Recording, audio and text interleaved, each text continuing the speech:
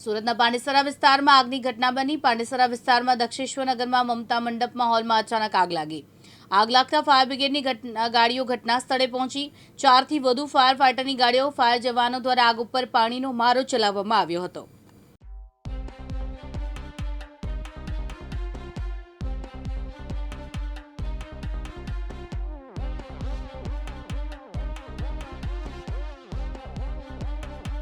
સપ્તશૃંગી માતાના મંદિરની સામે માતૃશ્રી મંડપ ડેકોરેશનનું છે ગોડાઉન છે। એમાં ફટાકડાથી માલિકના કહેવા પ્રમાણે ફટાકડાથી ચિંગારી ઉડીને આગ લાગી છે અને ફટાકડો જેવો ઉડ્યો એવો અંદર કંઈ માલ સામાન રાખ્યો હશે એના લીધે ફાયર થયું છે।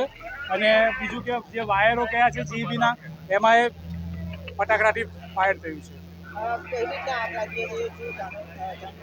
આ ફટાકડાથી આગ લાગતા એમાં જે માલ સામાન રાખવામાં આવ્યો હતો જે એમનો કાપડ ને એ બધું હોય એ થોડું બચી ગયું છે, થોડું સળગી ગયું છે, પણ વધારે પ્રમાણમાં બચાવી લીધું છે।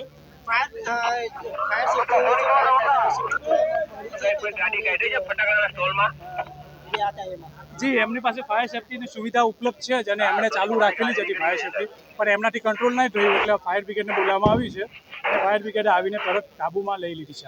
કેટલી ગાડીઓ અહીંયા ઉપસ્થિત? અમારે ઉધના અને બેસ્તાનથી 3 ગાડીઓ છે। કઈ રીતના આગ પર કાબુ મેળવ્યો?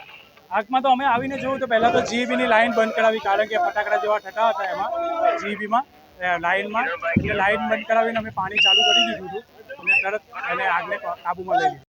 સાબિર સૈયદ સાથે યાસીન દારા, દિવ્યાંગ ન્યૂઝ, સુરત।